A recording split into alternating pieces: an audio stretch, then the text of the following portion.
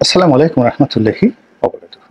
সম্মানিত দর্শক, বাংলাদেশ নিয়ে ভারত এবং পাকিস্তান আবার সেই পুরনো বিরোধে জড়িয়ে পড়েছে এবং এই বিরোধটি অতীতের যে কোনো সময়ের চাইতে ভয়ঙ্কর আকার ধারণ করছে। কারণ কি? কারণ হলো বাংলাদেশের যে অভ্যুত্থান, মানে বাংলাদেশ নামক রাষ্ট্রটি যে সৃষ্টি হলো, এটি মূলত রয়ের কারসাজি, ভারতের মহান মুক্তিযুদ্ধে সরাসরি অংশগ্রহণ এবং পাকিস্তানকে একটা দাঁত ভাঙা জবাব দেওয়ার জন্য ভারতের সর্বোচ্চ বিনিয়োগ। এবং এটা ভারত শুরু করেছিল 1953 সন থেকে। পাকিস্তানকে ভাঙার জন্য ভারতের যে চক্রান্ত, তাদের যে জলস্থলে অন্তরিক্ষে আক্রমণ, এবং সেই আক্রমণ করতে গিয়ে তারা এই বাংলাদেশে এমন সব ঘটনা ঘটিয়েছে সেই 53 সন থেকে একেবারে 1970 সন পর্যন্ত বা 71 সন পর্যন্ত, যেটি লোমহর্ষক, ভয়ে কাটা দেওয়ার মতো। তারা ওই সময়টাতে খুব দুর্বল ছিল। অর্থাৎ 1953-54 সঙ্গে যদি আপনি ভারতের অর্থনীতি আর পাকিস্তানের অর্থনীতির কথা চিন্তা করেন, তাহলে পাকিস্তান ওই সময় এশিয়ার মধ্যে সবচেয়ে ধনী রাষ্ট্র। এমনকি জাপান, সৌদি আরব, তারাও তখনও পাকিস্তানের পর্যায়ে পৌঁছতে পারেনি। 50-এর দশকে পাকিস্তান পৃথিবীর অত্যন্ত শক্তিশালী একটি রাষ্ট্র, অর্থনৈতিকভাবে, সামরিক দিক থেকে। এমনকি 54 সনে তাদের অবস্থান ইংল্যান্ডের সাথে ভালো ছিল। আপনারা অনেকে হয়তো শুনলে হাসবেন, কারণ হলো ইংল্যান্ড প্রায় 1947 সালে দেউলিয়া হয়ে গিয়েছিল। এতটা দেউলিয়া যে তারা একটা দ্বিতীয় বিশ্বযুদ্ধের পরে সাধারণ নির্বাচন তারা করতে পারার মতো অবস্থানে ছিল না। ফলে পৃথিবীর যে প্রথম তত্ত্বাবধায়ক সরকার, সেটি সেই ইংল্যান্ডের শুরু হয়েছিল দ্বিতীয় বিশ্বযুদ্ধের পরপর। তো সেখানে উইনস্টন চার্চিল যুদ্ধকালীন প্রধানমন্ত্রী ছিলেন। তখন ব্রিটেনের যে যত সম্মিলিত বিরোধী দল, তারা বললো যে আমাদের ফাইন্যান্সের অবস্থা খুব খারাপ, এখন জাতীয় নির্বাচন করা সম্ভব না, আপনি এই দায়িত্ব কয়েক বছর চালান, এরপরে টাকা পয়সা হলে আমরা একটা নির্বাচন করব। তো যাই হোক, এখন সেই ছিল মানে ব্রিটেনের অবস্থা। তাহলে পুরো ব্রিটেনের এই অর্থনৈতিক মন্দাটা 50-এর দশকের পর্যন্ত ছিল। তো সেই সময়টাতে পাকিস্তান ব্রিটেনের চেয়ে ধনী ছিল। আমেরিকা তখন খুবই ধনী রাষ্ট্র, তখন সবেমাত্র হচ্ছে। কিন্তু তখন আমাকে জিডিপিটা দেখতে হবে, যে তখন আমেরিকার জিডিপি আর ভারত মানে পাকিস্তানের জিডিপিটা কোন পর্যায়ে ছিল। কিন্তু বুঝতে হবে 1953-54 সনে এশিয়ার সামরিক এবং অর্থনৈতিক পরাশক্তি ছিল পাকিস্তান। তো সেই পাকিস্তান রাষ্ট্রের তুলনায় ভারত, চীন, জাপান, এই রাষ্ট্রগুলো ছিল একেবারে দরিদ্র, আর ভারত ছিল হতদরিদ্র, রীতিমতো হতদরিদ্র সব দিক থেকে। তো সেই হতদরিদ্র রাষ্ট্রটি, পাকিস্তান রাষ্ট্রটিকে ভাঙার জন্য তাদের রাজকোষ থেকে যে টাকা ব্যয় করেছে ওই জমানাতে, তো বোঝার চেষ্টা করুন, এটা হলো যে একটা দরিদ্র মানুষ যখন আপনাকে তার অন্নটি দিয়ে দেয় বা নিজের হাতটি কেটে দেয়, একটা কিডনি খুলে দেয়, ওটা যেভাবে গুরুত্বপূর্ণ, তেমনি বাংলাদেশ ভাঙার জন্য 53-54 সনে, 56 সনে, 58 সনে ভারতের যে বিনিয়োগ, এটি রীতিমতো একটি কিডনি বিক্রি করে কারো ক্ষতি করার চেষ্টা করার মতো, সেটা ভারত করেছে এবং খুবই ম্যাটিকুলাসলি পরিকল্পনা করে করেছে। 54 যুক্তফ্রন্ট নির্বাচন, আওয়ামী লীগ ভেঙে যাওয়া, তারপরে আওয়ামী লীগের মধ্যে দুটো গ্রুপ তৈরি করা, বঙ্গবন্ধু শেখ মুজিব ভার্সেস মাওলানা আব্দুল হামিদ খান ভাসানী, এই দুটো গ্রুপ করা, এবং সেখানে ইন্ডিয়ার দালাল হিসেবে পরিচিত হোসেন শহীদ সরওয়ার্দীকে বাংলাদেশে ঢুকিয়ে দেওয়া, ইন্ডিয়ার দালাল হিসেবে পরিচিত শেরে বাংলা একে ফজলুল হক, তাকে সরাসরি পাকিস্তান বলতো যে এরা সবাই ইন্ডিয়ার দালাল, তার মাধ্যমে একটি নির্বাচন করা। আবার সেই নির্বাচনকে যখন বানচাল করে দেওয়ার সর্বোচ্চ চেষ্টা পাকিস্তান করলো, পাকিস্তানের মুসলিম লীগ থেকে শুরু করে সামরিক বাহিনী যখন চেষ্টা করলো তাদেরকে বিপদে ফেলার জন্য, সেই আদমজি জুট মিলে সে আগুন লাগিয়ে দেওয়া, পাটের গুদাম, নারায়ণগঞ্জের বড় বড় পাটের গুদামে আগুন লাগিয়ে দিয়ে পুরো দেশকে অস্থির করে দেওয়া, তারপর লতিফ বাওয়ানি জুট মিল থেকে শুরু করে সব জায়গাতে পুরো বস্ত্র সেক্টরে যে একটার পর একটা আপনি দেখবেন যে 1956, 57, 58 সনের প্রথম দিকে খালি আগুন লাগে, প্রতিদিন আগুন লাগে, আর সব জায়গাতে শুধু শ্রমিক অসন্তোষ, মারামারি, যেটা এই সময়টাতে চলছে। এই পুরো কাজটি ভারতীয় গোয়েন্দা সংস্থা রয়ের নেতৃত্ব হয়েছে, এবং যার প্রেক্ষিতে সামরিক শাসন ছাড়া কোনো অবস্থাতেই পাকিস্তানের হাতে অন্য কোনো গত্যন্তর ছিল না। যাই হোক, সামরিক শাসন আসলো, এবং সামরিক শাসনের পুরো সময়টিতে আওয়ামী লীগের নেতাদেরকে বিভিন্নভাবে প্রলুব্ধ করা, তাদেরকে আশ্রয় দেওয়া, টাকা দেওয়া, পয়সা দেওয়া, এটা ভারত করেছে।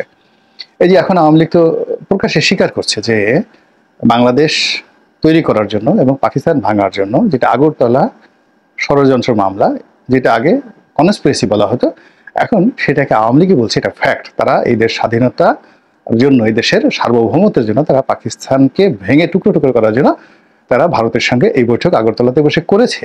এটা এখন সবাই স্বীকার করছে। তাহলে বোঝার চেষ্টা করুন যে ভারত সেই 1953 থেকে তাদের যে নেহেরু ডক্ট্রিন ছিল, সেই ডক্ট্রিনকে বাস্তবায়ন করার জন্য কি পরিমাণ আত্মত্যাগ তারা করে আসছে, এবং এখন পর্যন্ত তারা করছে শান্তি বাহিনীর সৃষ্টি, শান্তি চুক্তি করা, আওয়ামী লীগকে ক্ষমতায় আনা, এখানে লেন্দুব দর্জি তৈরি করা, এখানে যাকে বলা হয় সিকিম বানানো, বা একটি করদ রাষ্ট্র তৈরি করা, মানে স্বাধীন থাকবে কিন্তু আমাদের অধীন।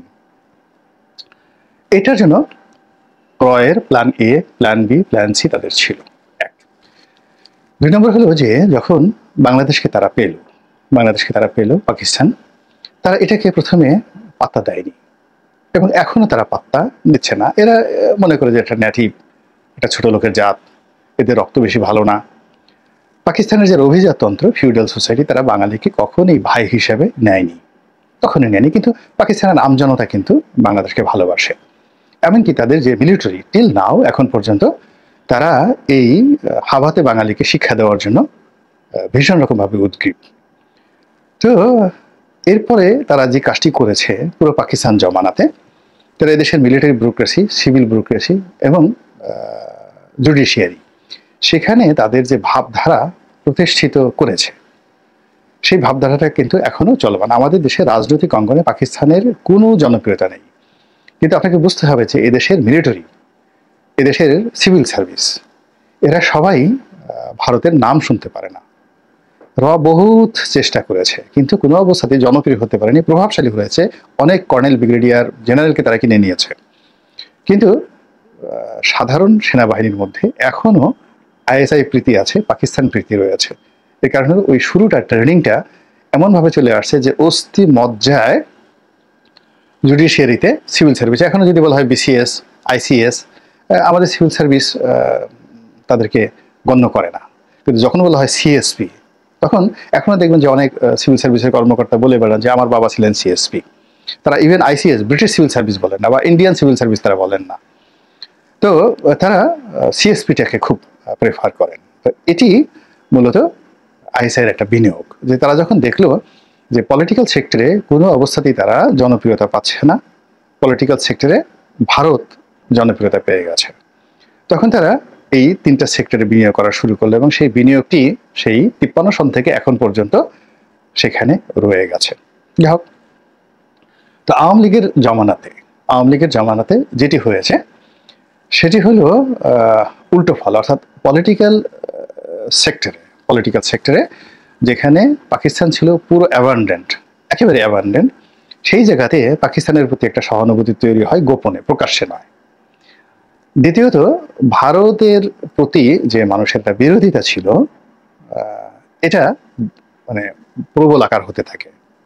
আর প্রো ইন্ডিয়ান যে পলিটিশিয়ান যারা ছিলেন, দীর্ঘদিন ধরে সব দলের মধ্যে ছিলেন, যারা মুক্তিযুদ্ধের ধারক, মুক্তিযুদ্ধের বাহক, মুক্তিযুদ্ধের পক্ষের শক্তি, এই সকল কথা বলে মূলত ইন্ডিয়াকে সার্ভ করতে, তারাও আওয়ামী লীগের কুকর্মের কারণে, বাড়াবাড়ির কারণে একেবারে সবার নাক মুখ সব নষ্ট হয়ে গেছে।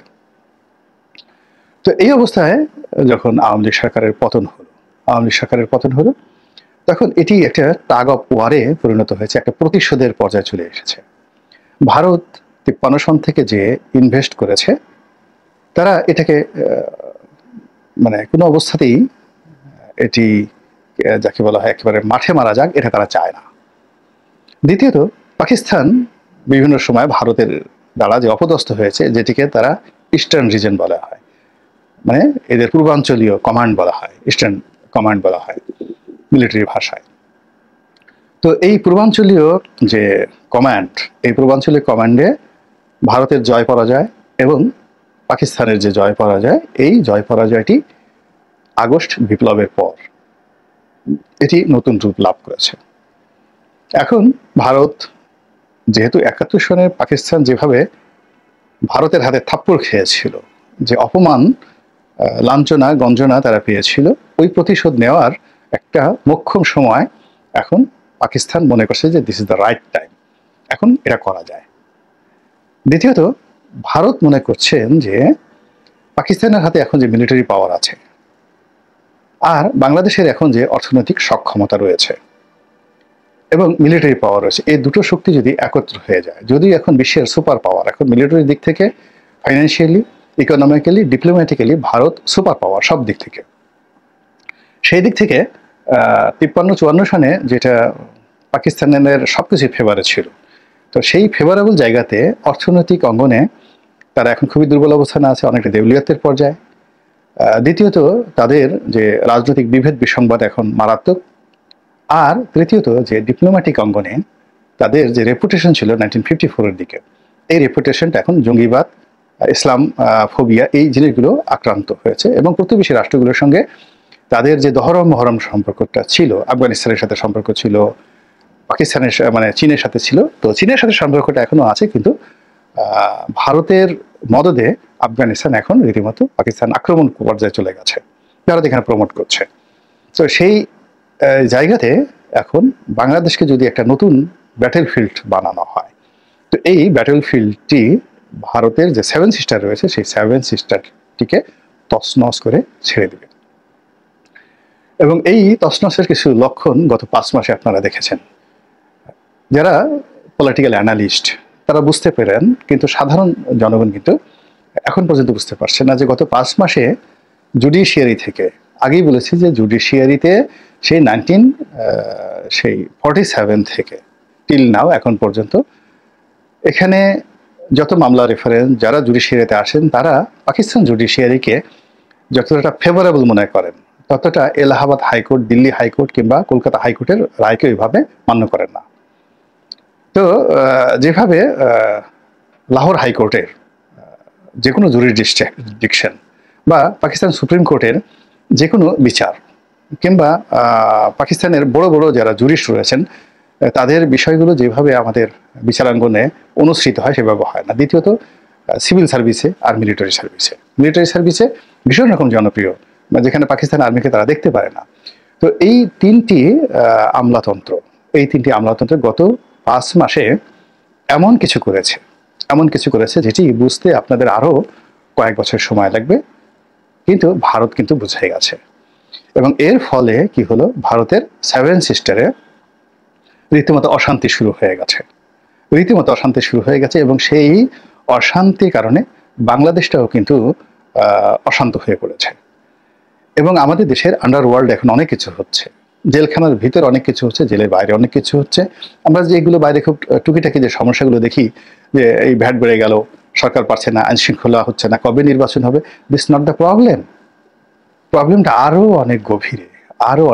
এবং এখানে মোসাদ, সিআইএ এই 3টি প্রতিষ্ঠান খেলছে একদিকে, আর অন্যদিকে আইএসআই এককভাবে খেলছে উইথ চায়না।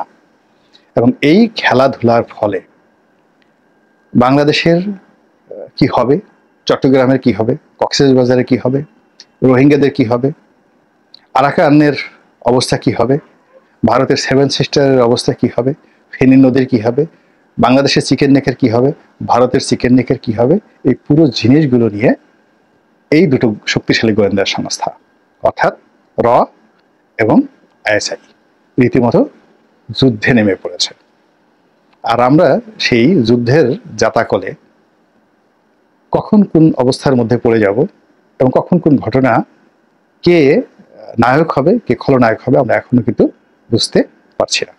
সামনের দিনগুলো আল্লাহ রাব্বুল আলামিন যেন আমাদের জন্য ভালো করে দেন, এই প্রার্থনাই শুধু করছি।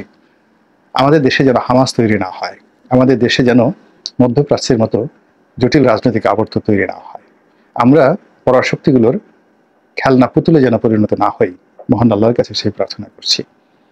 আসসালামু আলাইকুম রহমতুল্লাহি ওয়া বারাকাতুহু।